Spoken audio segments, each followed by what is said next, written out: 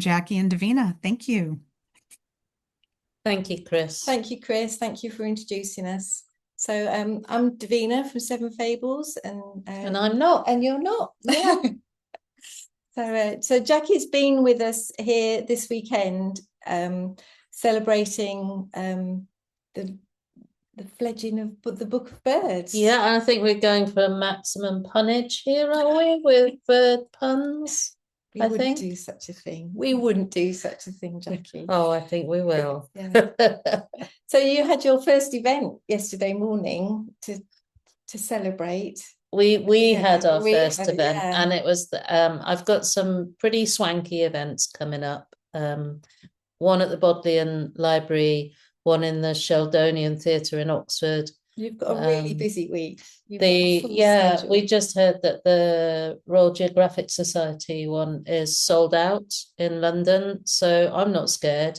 But the one that I was most looking forward to was this one that we did yesterday morning, where I had to get up at 3 o'clock in the morning. And I do often, I get up with the light, really. You always have been an early riser. And I love listening to the language of birds. And I always thought that I was really focused on birds until I started doing this book. So we took a group of people out in the darkness, didn't we? Yeah, but it was a really apt day to do it because it was International Dawn Chorus Day. So it seemed really fitting way to celebrate the book. Yeah. And we took the book and it wasn't raining, which made a change from last time we went out reading with the book. Yeah. And everyone came out in the dark. Everyone came out in the dark, and we walked down to, is it Exmoor Fields? So we met outside the shop, and it was really nice because as people arrived, their faces kind of appeared in the glass. Yeah. And it's like, oh, they're arriving, they're coming. Yeah. And as the light changed, they sat just down by the Leat, which is just outside the shop. And as the light changed, we then walked towards Exmoor Lawns, down towards the River Barle, and listened to the bird song. And they performed. They did. The song was so loud, but what was quite interesting was having this walk along the river through the woods and listening to how the song moved from one side of this valley to the other, and how it, even in that short time we were out, at one point it was such a cacophony, it was so loud. Trying to pick out the individual voices of birds was so difficult. And we had, I don't know, 16, 20 species. I need to look back at my recordings, but I was really surprised. We had some beautiful ones. We had goldcrest, tree creeper, carrion crow, song thrush and mistle thrush. Yeah. But then for me, one of the best bits was coming back across the bridge and down by the Leat. There's a dipper nesting, and this dipper just comes out of the river, flies up the road, down the Leat, and you can hear when they hit their nest, you can hear the children of the dipper calling, and then comes back really low over the Leat and up over the bridge and round the corner. And if you're not careful, you stand there, you get a dipper in the face. So it's just beautiful to watch, really. They are working so hard. And it's the two of them, isn't it? Back and forth. Yeah. So Dipper is in the book. Yeah. And the Swifts arrived as well in time. Yeah, they did. Yeah. So that was our first celebration of the book. And for me, there was some reading of Rob's beautiful words. The book is written by Robert Macfarlane, who I think is just getting better and better, really. And it is a lyrical praise song, I think, to the avian world. It weaves in natural history, folklore, and myth, and in a curious structure of language with internal rhyming, and it's just beautiful. It's beautiful in the eye, it's beautiful in the ear, and it's beautiful in the mouth, really. So, I mean, some people may not realise it. I mean, it's been 7 years, hasn't it? It has been 7 years. A creative partnership for 7 years. 7 long years. But what were the beginnings of it? When was the idea? The incubation. When we were nesting it. Yeah, okay. When it was just an egg. Have you got a tally now? No, not yet, no. So when did it kind of grow out from the Lost Spells? No, actually, what is quite strange is it was going to be our second book. So The Lost Words, which was our first book, came out in 2017. Yes, because it's 10th anniversary next year. Only took just over a year to do that one. And then I love birds, and I really wanted to do a book of birds, and we were talking about these books. I don't know whether they were in America as well. They were little small books. What, the Lost Spells? No, the field guides. Yeah, the Observer's Book of Birds was a pocket size, and I mean a pocket, small pocket. When I was a kid, they were brilliant. You spent your pocket money on them, and we kind of had this idea that we would recreate this series of books, and we would start with birds, but there were 365 birds, I think, in the book. Which is you didn't want to paint small, though, did you? Was that something you considered? No, I really wanted to do it small, but what we thought was, rather than trying to do all the birds that live and nest in Britain, we would choose 49. We fixed on 7. What? Sevens, the 7 wonders of birds, and then having 49, so 7 sevens. I did wonder how you'd ended up with 49, and how did you choose which 49 you were going to do? We looked at the red and amber list of endangered, threatened birds. I mean, I would say that everything in all life is threatened by humans at the moment, more so than ever, I think, with our dreadful behaviour. But we looked at the red and amber list, and then we both went away and had like pick your favourites, what do you want to do? And then we compared the 2 lists that we had. So the ones that both of us had put on, they were definitely ins, and then we fought it out. So which ones did you both put on? Can't remember. No, I know Diver, but it was not the diver that is in the book, which is the black-throated. It was the Great Northern Diver. And then it switched to because Rob had more of an affinity with the black-throated diver. But because it was 7 years, that's a long time, and some of the must have changed. So some birds went off the list. Kingfisher is in the book, no longer on the amber list. And it's good. It is no longer. Is it not on the? Is it on the red list? No, no, it's gone the other way. And Rook came onto it. So we dropped 5 of the original list and put 5 from the new list on. And I wasn't gonna not, I'd painted Kingfisher. It's good that it dropped off the list. So, Kingfishers, especially given the state of British rivers, because they're not really that good. Yeah, I mean, we've got the Kingfisher original here behind us, which at one point was going to be the cover.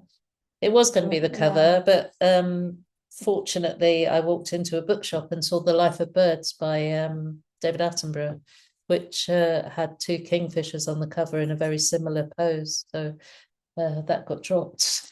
I was quite pleased about that. Most books of birds have kingfishers on the cover. I don't know why. I guess it's because they're colourful. But so we started the Book of Birds, and then somehow the little one, the Lost Spells, pushed its way in sideways. So not able to work on 2 books at once, so I concentrated on this little one, which also has birds, and it also has gannets in. And it's got a barn owl. I mean, birds have always featured in your work, haven't they? They have, even in the detail of like your white bear drawings, your other dreaming pictures. There's always been nightingales and thrushes. So it's because when I was a child, my first kind of introduction to other than human was bird. I first saw that life just flitting through the hedges and just felt utterly in love with this curious species that is called bird, but comes in so many different forms. So would you say from a child you always were aware of different how did you gain that knowledge? Oh no, passed on? I have my you've got your I've got my book here. It's actually this is beautiful. Look at this. We didn't have many books when I was a kid, and this book was Can you just show them the spine? I will do in a Jackie? second. Look Yeah, at that. It's 1969. This was the first edition. This is what I've done to it. This is called Loving a Book to Death. Oh. So this is actually the spine of it, which no longer adheres to the book. And it is just it took so faded, that cover. Yeah, as well, and it took more of a beating really during the bird book, because I was looking at this is Raymond Harris Ching, who was just fantastic. His birds are so full of life, and there's a little dipper. There's the dipper. So Rob and I were talking at a thing with booksellers, and he was saying, you know, we both grew up on field guides. I mean, that's not exactly a pocket field guide. Would that have lived on the back shelf of the car, Jackie? It was mine. So faded. It was in the sun. In the sun. Yeah, I love the fact that there's no title on the cover. There's only a painting, and it's actually, this is a Tournial, and it was brown, but it was been in the sunlight on a windowsill. It's yeah. Anyway, but Rob was talking about how we grew up reading field guides, and actually, I haven't read many of the words in that book. I've only looked at the pictures. So I've only read the pictures. Yeah, and the name of the bird, because that was how I learned to identify, to put the name to the shape.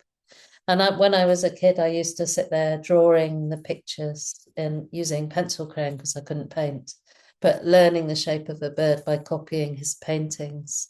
And I just, you know, I guess if I was only able to keep one book, it would be that it one. Would be that one, yeah. That one. Is that the one you take to your desert island? I'm not telling you. Just in case I change my What mind. you did. No, you'll take a fantasy fiction, surely. Probably, yeah. Yeah. A whole series. Probably Robin Hobb, actually. In fact, what is really beautiful for me is the cover of the book in America is different to the cover in the UK. The cover in the UK is bullfinches, and the cover in America is the sparrowhawk, but it's also it's gilded, it's on gold leaf. And I did the covers for a series of fantasy fiction books by an American writer called Robin Hobb, and it could almost be in that series, really, and I just love that.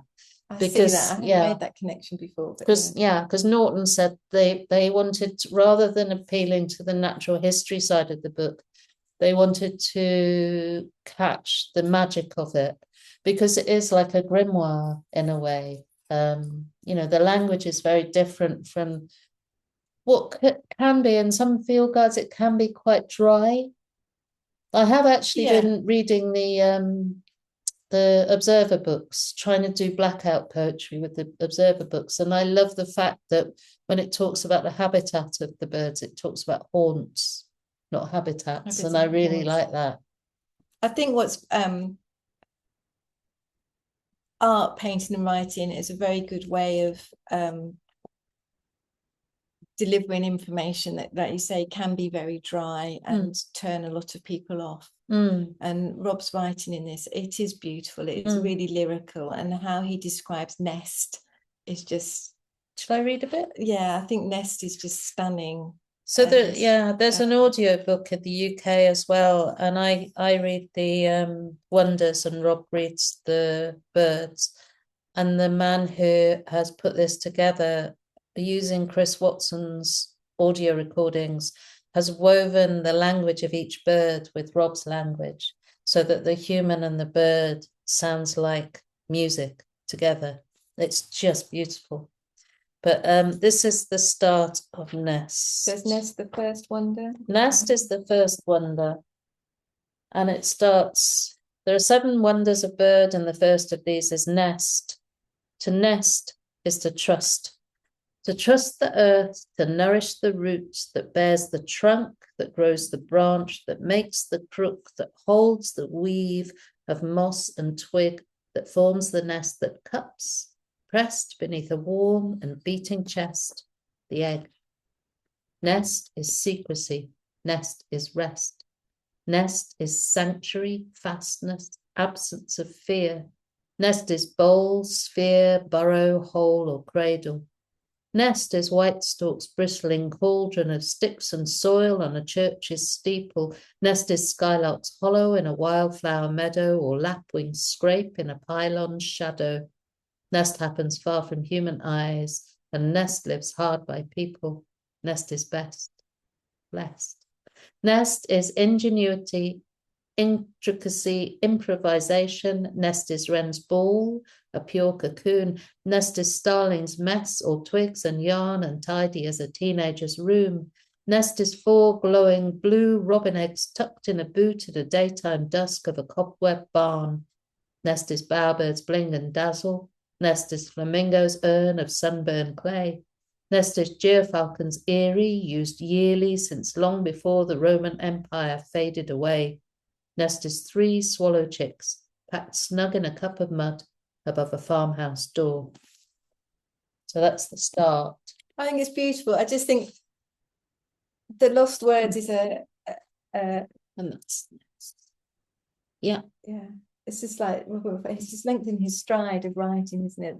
The words, the journey he's taking you on is beautiful. And then so you've got the 7 wonders, and right at the end it says, nest holds egg is cracked by beak shaped song lifts from feather soars as flight moves as migration. These are the 7 wonders that together conjure the miracle of bird. So while I was painting the book, I painted all 49 of the birds before I started on the wonders. And that was because I didn't know how to do them. Do the wonders. But you've also got 2 different techniques in this book, haven't you? And you also chose a different, we've got the shell gold, haven't you, for the wonders. Yeah. But your watercolours for this were painted on clayboard rather than watercolour paper. Yeah, so the kingfisher that's behind us, for each of the birds, there's like a portrait of the bird. If I'll find kingfisher, I should be able to find it because it's alphabetical. Because it's Rob. So kingfisher, there's a portrait picture. So would that be, that's on watercolour paper, isn't it? No, that's the clayboard. Oh, is it? Yeah, Oh, wow. yeah. So there's this, it's American actually, the surface. And it's like it's almost like painting on a fresco. It's very, very smooth as a texture. And the watercolor doesn't sit that well on it. It doesn't soak in like it does with paper. The very first clayboard I ever did was the white-tailed eagle, which I'm just going to find to show you. And I got partway through this. Having decided I was going to use clayboard for these paintings, and having bought a load of clayboard, I then started painting on it and found that I couldn't actually do it. And it was all going wrong. So I thought I'd just like really throw everything at it and try and do it. And then I walked away from it, and actually it's fine. But they feel more precious somehow, because it could easily damage, couldn't it, on clayboard? It's really good. You can scratch it, and you can, if you make mistakes, you can pull it out, and you can rub it with wire wool.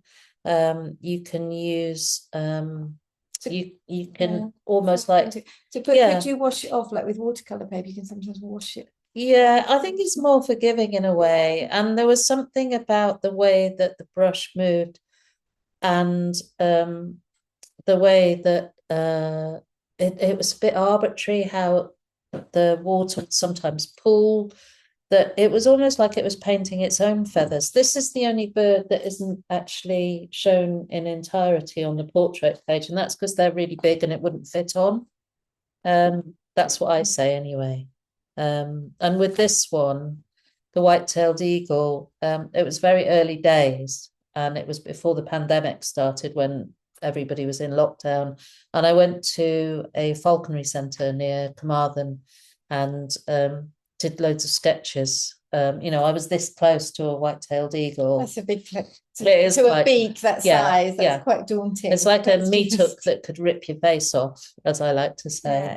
You did, I'm sure when I came to visit you in your studio, you showed me your sketchbook and you said it took you a while to get the beak, how you want it. Yeah, Just- it was small. It's not in this Is it not sketchbook. in that This is a sketchbook? different, this is a different sketchbook. This is the sketchbook that I was Can you using. share some of your pages from there? Yeah, I started off just kind of drawing just little sketches.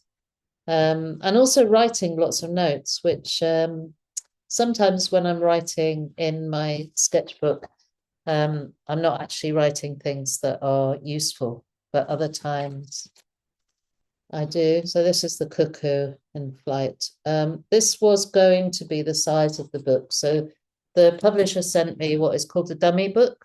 Oh, there we go. I was trying to get the beak. There's a really bad drawing, actually. That's bad.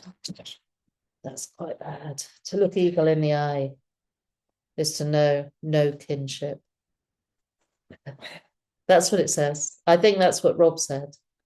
Some of the things that I've written on here are Rob's words, and other things are not. So how did that process work? The painting, which the words came first, or some of the paint? Because I know when you worked on the Lost Words, you'd painted Raven. Yeah. And then you got Rob's words. Yeah. And you repainted it. So I repainted how it, much of yeah. that conversation went on this time? This time it was really hard because we got off to a false start. And then when we restarted, it was after I'd finished doing the Lost Spells, but it was in lockdown. And Rob has 3 children, and they were all at school at the time. So he is a full-time professor of something or other in Cambridge University. So writing or something like that, I'm not sure. And he was admissions tutor, so he had all of that to deal with in a pandemic with 3 kids at home homeschooling. So he wasn't getting much writing done, and I was. And it's funny because we was, you're going to write a book in lockdown. Yeah. Free time. Yeah. So what we did was we were both focusing absolutely essentially on each bird. And when he did have time to write, he would write to me and he'd say, right, I'm just about to do Dipper. Send me anything that Dipper means to you, or any thoughts that you have about a bird, or a white-tailed eagle or greenfinch. And, so there were emails going back and forwards between us. And then sometimes I would get his text before I painted, and sometimes he would get my painting before he wrote. So it was very much, in a way, it worked like out. A dance. Yeah, it was, and it worked out. I think it worked out really well. But that shows the kind of faith you have in each other. Yeah, a trust. Trust. To nest is to trust. And I was sending him little strange swatches. So I started doing these odd like color things. That's a yellowhammer, and that's the whole sketch that I did for the yellowhammer. I didn't do any more than that. And then I just got on with the painting because I kind of knew what was happening. But you've kind of kept this up working. It's been introduced in the book, isn't it? The colour swatches. It has, because then what happened after about 6 years, most of the work was done, not all of it. And as the design was being put together, because of the way that we've done the book, so you have the bird portrait, you have this grace note paragraph from Robert, and we'll talk about the eggs in a minute. And then writing, and then a double page spread.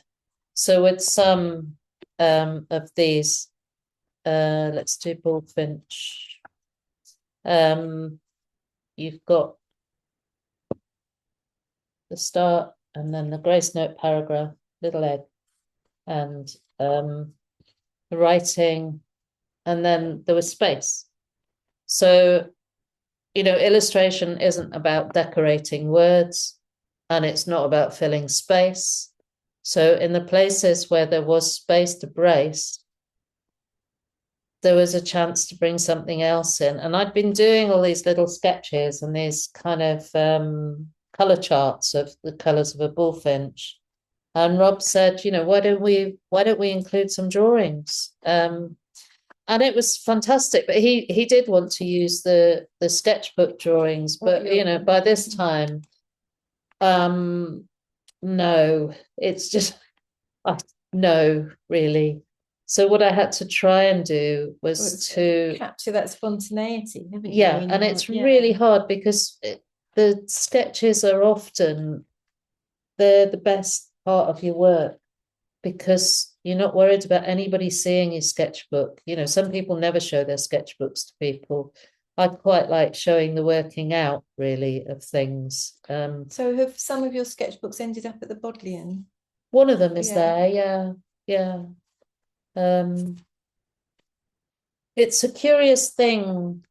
I did that one in Velveton, actually. You did, is that Tawny Owl? Yeah. When I was 6, and when I was 12, and when I was 14, and when I was 18, especially when I was 18, there were people telling me that I couldn't be an artist. Art is not a profession, it's a hobby. You can't make a living as an artist. And if I could go back to that person and say, when you're 64, you're going to have your work exhibited at the Bodleian Library alongside the original draft or start of Shelley's Ode to a Nightingale in the Bodleian Library. My 6-year-old, my 12-year-old, my 18-year-old wouldn't have known what I was talking about because I didn't know where the Bodleian Library was. But actually, probably by 18, I did. Yeah. But, for all those people who said, you can't do that, art is not for you. But that would have been very daunting to tell a child. I don't know. Is it daunting? No. Would it change anything? I guess not. You need to know, you need to fight for it, I suppose. If you're told that you're gonna have all your dreams, then maybe you're a bit lazy and you don't push for them. Maybe. Yeah. I've got a little badge on my shirt now that says dreamer. I've got another one on my cardigan that says kind. The one is a job description and the other one is to remind me to be kind. To yourself? Well, also, yeah, also. Yeah. So the one of the things really, one of the hardest things with this book, in The Lost Words, it was how to paint an absence of something. And in the Book of Birds, it was how to paint the wonders, because, wonder and awe is everything. And when you've got language like this, egg is space station, shock absorber, bathysphere, safe harbor, first home. Egg is tiny nation, population 1. Inside egg floats chick, astronaut adrift, patient in flotation tank, wanderer in twilight, diver in the benthic zone. Egg is orb, globe, song maker, earth shaker, alchemist and conjurer. Egg pulls the oldest trick of all, mixed shell and albumen, yolk and embryo, and hey presto, out comes bird. Liquid, turn bone, turn feather, turn flight. Yes, egg is the most perfect thing. But to fulfill its task, It must be destroyed as if it never mattered. Perfection cracked, the planet shattered. So how to put the wonder into that? I decided the way to do it was to paint with a medium called shell gold on playboard. And shell gold, I've not seen it used as paint before, but I guess it has been, and I've just what not is noticed. It's gold. It's gold, but what? You use it to touch up gold leaf usually. Right. I think it's called shell gold because it used to come in mussel shells, and it's tiny. It's gold ground up really, really small with gum arabic, and you mix it with water and then use it as paint. And I just wanted the wonders to be precious. Yeah. And some people value birds, other people value gold.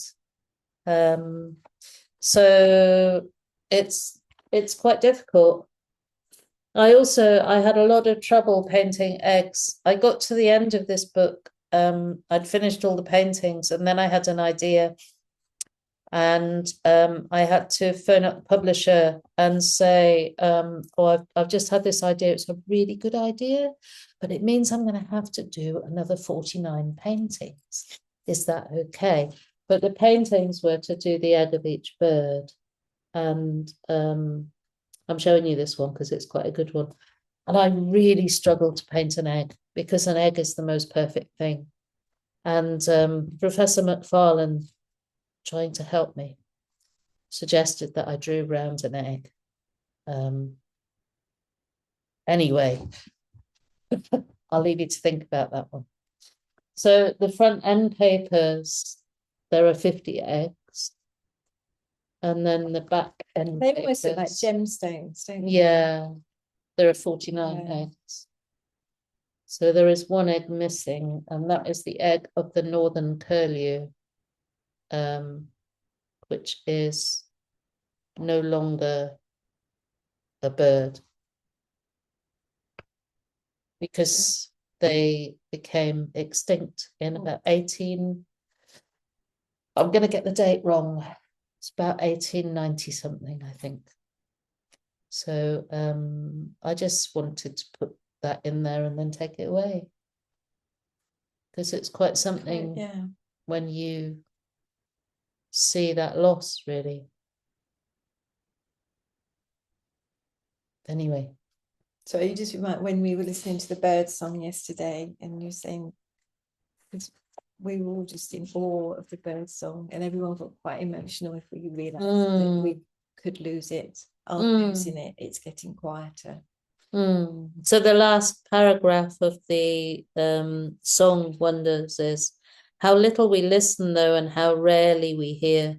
Spring is a billion birds quieter than a century ago, and there's no sign that these losses will slow. When a bird goes extinct, a language goes with it. Bells fall silent without their ringers. It's not enough to love the song, but forget the singers. And then I just had this moment of listening to this cacophony of sound. And I do remember my neighbour, Glenn Griffiths. He lived in the house next door to me from 1933. And he said he used to put tape recorders out in the hedges. Yeah. And he used to record the bird song, old-fashioned tape recorders, the little ones. He said, it's much quieter now than when I was a child. And I thought, you're just going deaf. But no, just so much less. And we get used to it. It's called shifting baseline syndrome. So when my dad was a boy, he would look up and he would see a big flock of lapwings, and maybe there'd be 500 in that flock. And then when I was a kid, I'd look up and I'd see a big flock of lapwings. Maybe there'd be 50 in that flock. And now if I see 25, I think that's a lot. But you can see it in the swallows, can't you? We've got a good. Have you got a good number? We've got a good number of swallows this year, but very few house martin. Yeah. And the thing that got me this year was the hawthorn berries were still on the trees when the blossom came. So red berries at a time of blossom. And that was because the redwings and the fieldfares didn't come to us. I know that Tamsin Abbott, who lives in Worcestershire, said they had a lot of both, but we didn't. Yeah. Yeah. So, Jackie, So of all the birds, all the birds, of all the birds, which would you like to be? a phoenix. Yes.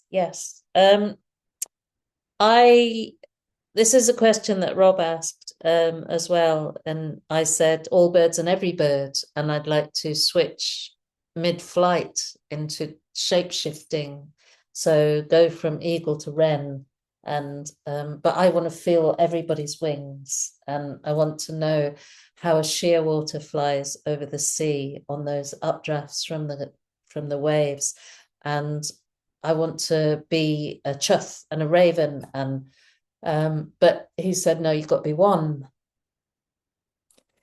Mean that way. Yes. It's like having to choose your favourite colour. Yeah. So I said female cuckoo for her malevolence, because if he's going to push me like that. So the cuckoos, the European cuckoo, common cuckoo, absolutely fascinating. My daughter's not listening. My son's probably not listening, but to lay your egg in somebody else's nest and then just fly off chortling, which is what a female cuckoo does. The male cuckoo's voice that it's named after is very recognizable. The female cuckoo, I've only heard her once, and it's like a blackbird having a laugh, really. I've been caught out. I've gone walking to hear the male cuckoo, and then that's curious. Yeah. Oh, it's the female. Yeah, she's great. And she, in her body, makes a forgery of the host bird's egg. But she watches, she sits on her perch and she watches all these other birds. Like if she predates on a meadow pipit, she'll watch all the meadow pipits, see where their nests are, know exactly how many eggs they've been laying, because she has to put her egg in at exactly the right time so that her egg, which has a shorter incubation period, will hatch out before theirs. So the cuckoo child, it's just such alchemy, isn't has it? to, and knowing that egg has to mimic that bird. Yeah. So what other, because they've like where we are, there's lots of cuckoos where there's woodpeckers. They seem to favour woodpeckers as well. I didn't know this. I thought there were just a very few species, but apparently more. The one that they don't mimic is the dunnock. They don't bother mimicking the dunnock's egg. And is that because of size issue? No, they think it's because it's only the past few thousand years, maybe 5,000 years, that this has been happening because of the change in the British landscape, so that a lot of woodland's gone and there are more hedges, so there are more dunnocks, so they've started predating on the dunnock, and it hasn't become that arms race yet. Or maybe dunnocks just go, oh, that's interesting, and then they just I don't know. Well, they're not very good mothers. Yeah. So no, I mean, they're beautiful birds. I love a dunnock. They have a beautiful song. They do. I had a very strange experience when I was working on this book, and I was sat in the garden at home, and a dunnock flew past really low, and ended up in my recycling bin. So a dunnock flew into my recycling bin, and I looked in, and I thought, oh, it's dead. But, I had to paint a dunnock. So I thought, I'm going to have a close look at this. Picked it up, realised actually, well, still warm. Blinked. So I just held it for a while in my hand, held them. They turned over. Still very, very dazed, but began to lift themselves up on their legs. So I put dunnock on my shoulder, was just really patient, having had a really good look. I didn't go and get my Oh, camera or magnified. anything. But to see them, you think that they're just little brown birds, but they have the most beautiful smolty blue on them. And then after a while, just had recovered and flew away. But it was just, yeah. So the next day I was thinking, right, it's Hooper Swan. Look in the recycling, nothing there. Nothing there. Nothing. No. You didn't get your order in, did you? No. There were actually the Hoopers did come. They during lockdown there was one on the pond at the bottom of our lane, and you never see them where I live. It's a very sad thing when you see one swan, but beautiful to actually see this one just close. So some people might be interested in knowing, is there going to be music for the Book of Birds? There is. Has your band reformed? My band has reformed. We reformed at a place called Tea Sancti in Pembrokeshire, and they have crafted already an album called In Thin Air, which should be being kind of shouted about quite soon. It's pretty good. They're getting really good now. Yeah, this is, third time. We've seen a development from 7 people coming together to work, and even with the first album, it was beautiful. So did you sit in and paint while they were? I did. While they were composing, and I still don't know what I'm going to be doing on stage with them. I can't quite get my head around that at the moment. But I heard the songs being kind of summoned out of the book. They're using the beautiful language and the images, and it's very hard with some of them because they use some of the lines very purely. So now when I speak them, I can hear the music as well. And it's very much, there's an arc of, it's built around the 7 wonders, and it's just beautiful. And they must have a closer understanding of how each other works. Yeah. When they first came together, that was a complete unknown. Yeah. Whether it would actually work as well, wasn't it? And yeah. So 7 musicians. Is it 7? 7 wonders. Yeah. Oh, the magic of 7. In Thin Air. And I've done all the artwork for it, and we've made like this nested box, which literally is nested. So in the bottom of the box there's an empty nest, and then there's a nest with eggs, and then there's a nest with a bird on it, and on the inside of the lids there's Cygnus the Swan, the constellation. Yeah. So we made an artifact thing. This is because when people stream music, musicians get paid nothing. So, and it costs a lot of money to get an album together. So we're hoping that people will want the CD. You get the download code with it as well, which is great. But you also get, there's a fold out. So who's designed it? Dan Street. Dan designed, Daniel Street designed this. He designed Wild Folk, and he designed the album box and everything as well. He's very good. I painted on the edges though. Just, you can't really see that, it's quite pale, but I just painted feathers, but I'm wearing them off already with my hands. And that's shell gold again, isn't it? No, that's deep light gold. I thought I wouldn't put real gold on. Yeah. So, and then we chatted earlier about Lost Words. It's going to be 10th anniversary next year. It is. It yeah. is. So can we expect anything fancy? A fancy edition for independent bookshops? Anything special? I'm hoping there will be. We are talking about making a small version so that people can carry it around with them as well. But it will need redesigning because you can't just shrink it. But I know how to do it, and especially if I work with Dan, it'd be interesting. I'm really hoping for a new cover. That would be fantastic. Fighting my corner on that one. It's like, I don't know. So it should be it's a curious thing that people still find it. There are many Yeah, people we who, have people coming in the shop that have not heard of it, not Yeah. seen it, yeah, or And- it's lovely to introduce it to new yeah, audience. and it has done so many things over so many different age groups that you kind of hope.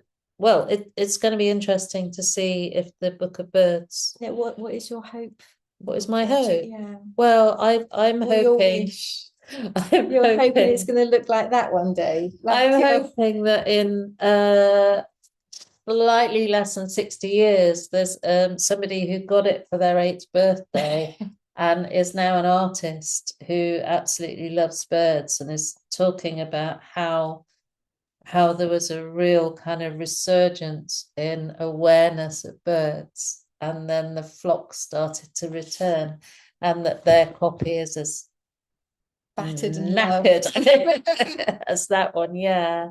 That would be amazing. I hope that it lands gently into people's hearts and homes, helps people who love birds to celebrate them, and helps people who don't see them to become aware of them. I think that's my biggest one. That when we were shaping it in the first place, it's when you know birds, I guess, you forget that some people just don't see them. Personally, I can't recognize different cars, don't even know the make of my own. And yet I know there are other people that could probably tell you just by the sound of an engine what was driving past. But for people who don't see birds, that they become entranced, dreaming of birds, hearing song maybe for the first time, we close ourselves behind our double glazing and then we don't hear that dawn Well, I was chorus. thinking, I was thinking that the other day with the dawn chorus, we do shut ourselves away from it, and Yeah. I mean, I tend to sleep with the doors wide open and the windows open. Yeah, but you're weird. And also, what bird would you be? What would I be? Well, originally I thought maybe a rook, Mm-hmm. and then reading the book, I decided actually I'd quite like to be a nightjar. Oh, yeah. Mm-hmm. Mm-hmm. Because I can just wear lots of jumpers, not really care what my hair looks like, and I can hang out in the bracken at midsummer and trill, whir, Yeah. and eat moths. I'm going to read a whole bird now, but You're it's gonna not. read a bird. Not gonna read a I can bird. imagine you eating moth. Eating Actually. moths. Well, you've got to think about what you're going to eat as a bird. Okay, what am I surely. eating? Cuckoo. Cuckoo. Cuckoo sometimes eats when they lay their egg in the nest, they take one of the eggs out that they're parasitizing, and sometimes they eat it. Yeah, anyway. Do we want to answer some questions? Okay, yeah, we can do that. Yes, we can do that. Yeah. There was a question that was in the chat. What are the decorations on the edge paper of the book? Did you talk about that? I couldn't.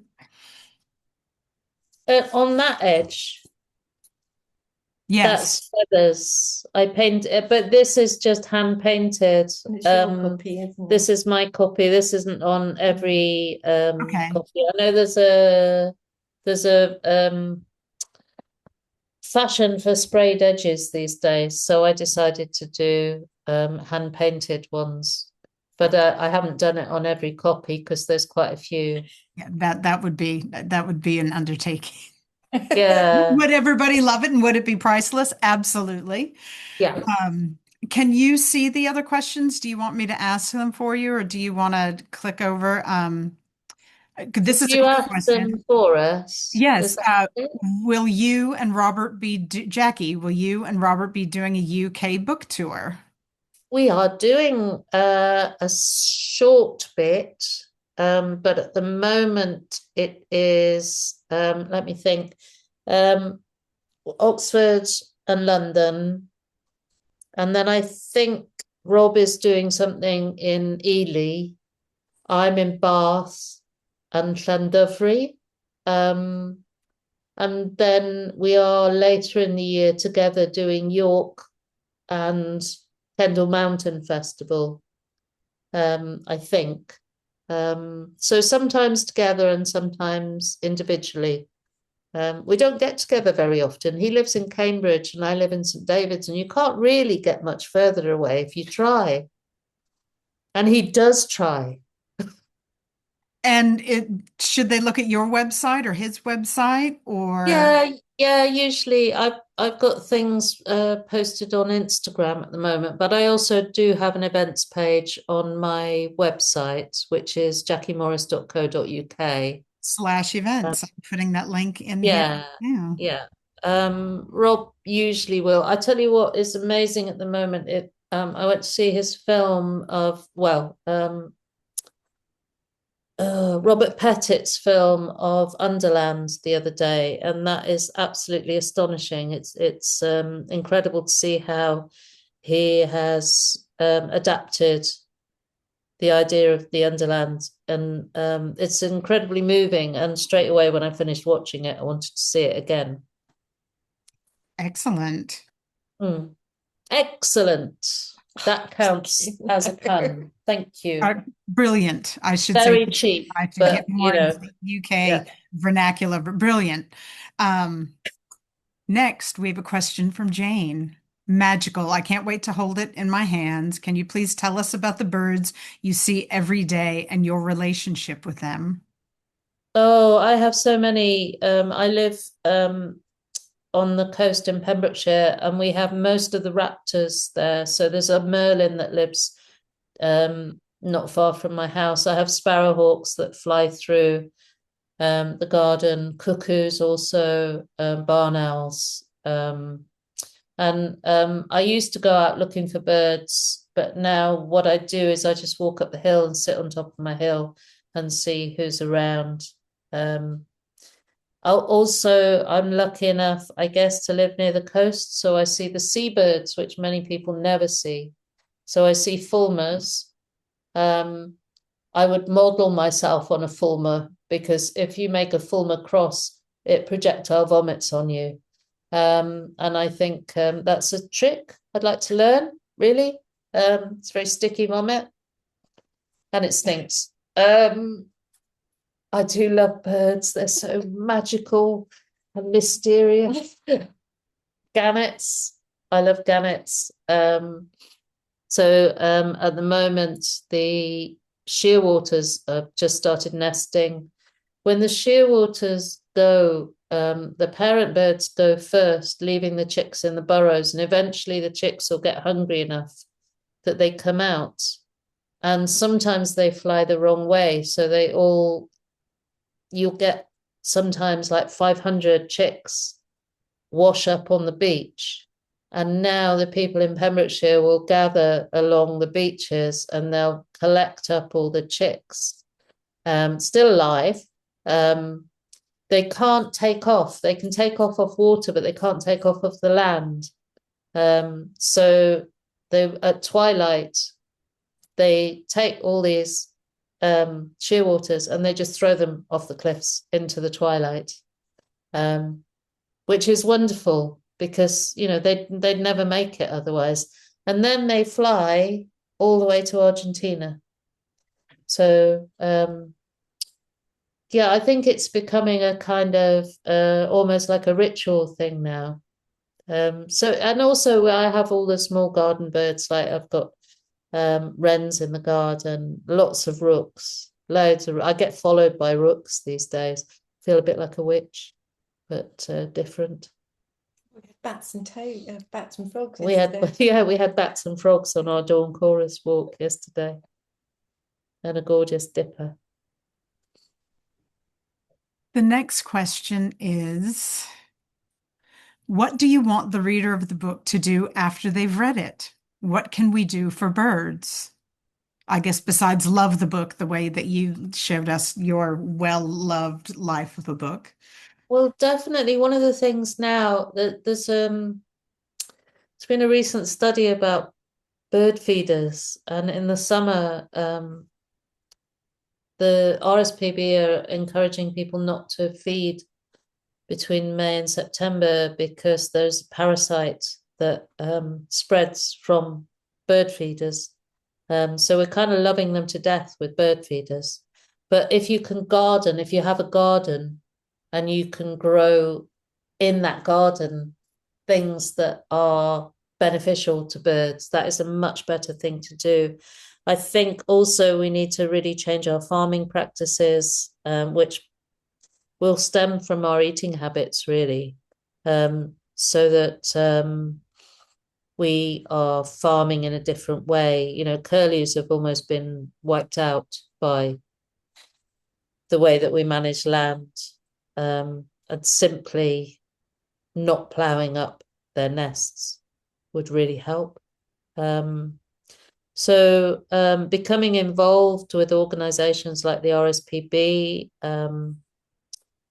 and volunteering for conservation organizations. So putting your body out there and giving your time to conservation. I think all of those things, and just, you know, educating ourselves as to how small everyday things that we do can make changes. And I think one of the things is, especially now, I think everything seems very, very overwhelming.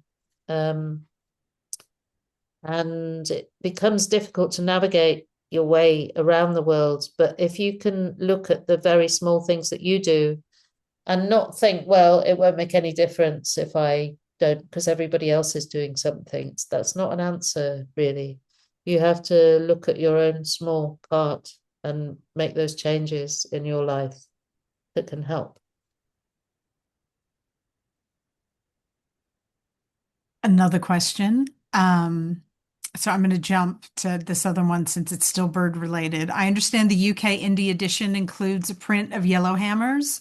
How did you choose which bird to include a print of? I didn't.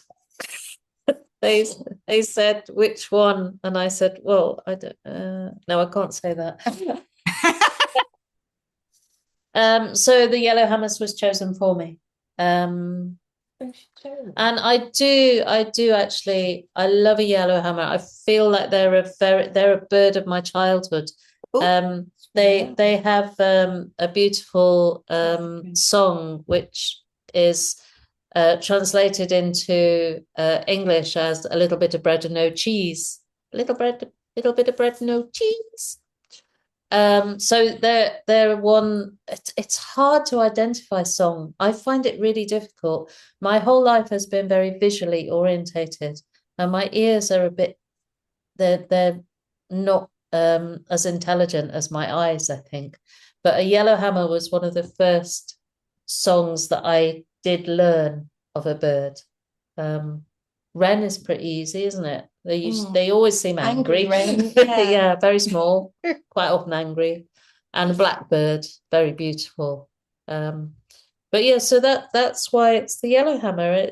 It seemed a strange one, really, because it's not a bird that I think a lot of it's not something that would be common, I think, for people to know. Yeah, no, it's not a.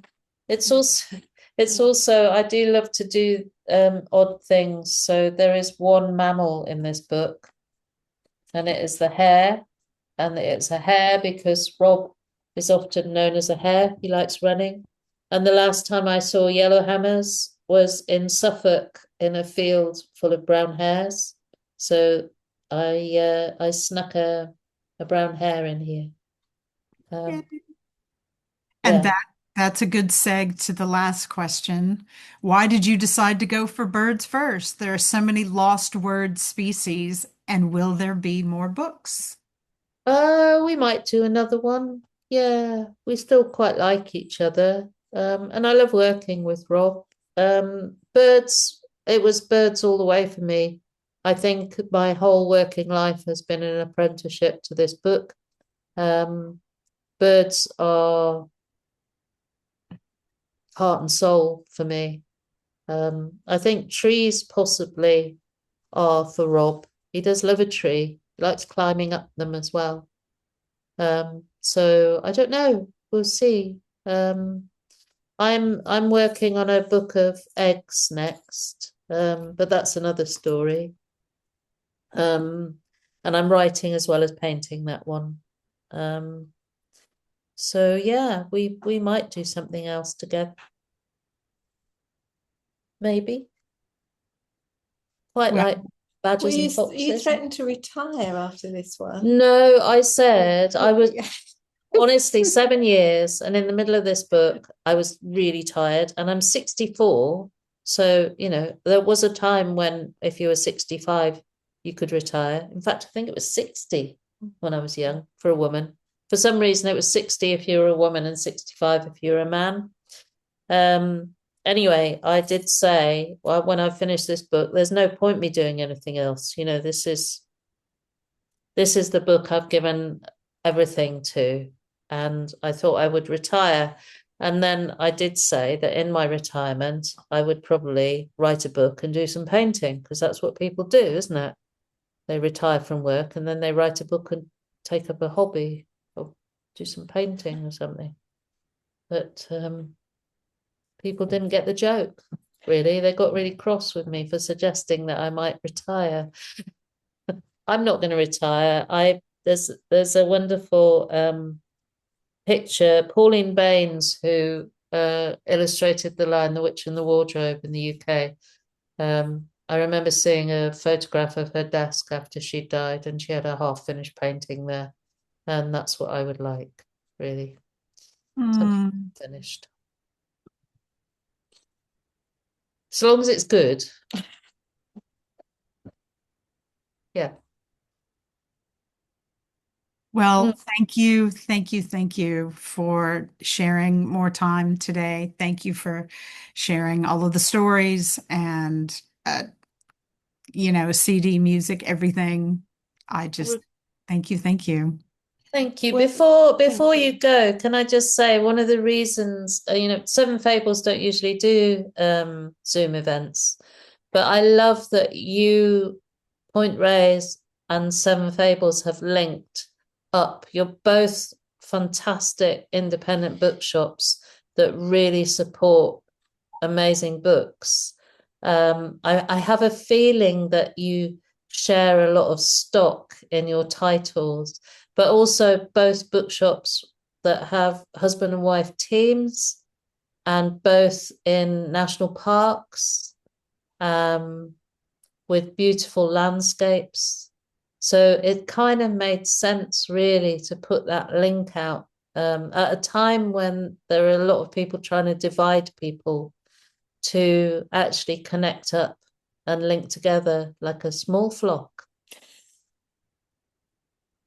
And we're so grateful. I've been to Exmoor.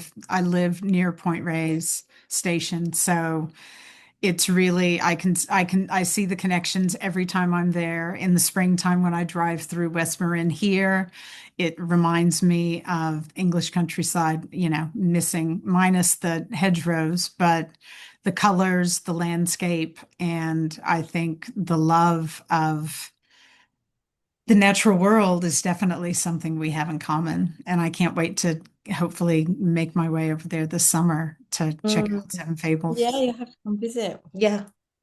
And please, I don't know how many people want to come over here now to cross a border, and flights are expensive. That's what we'll say. So thank you so much for all of it and for sharing all of it. And the links are in the chat for everyone. Is there anything else that you want to say in closing, Jackie or Davina? Anything else? A last word? I would say open your windows, give yourself the time, listen to the birds and let them speak.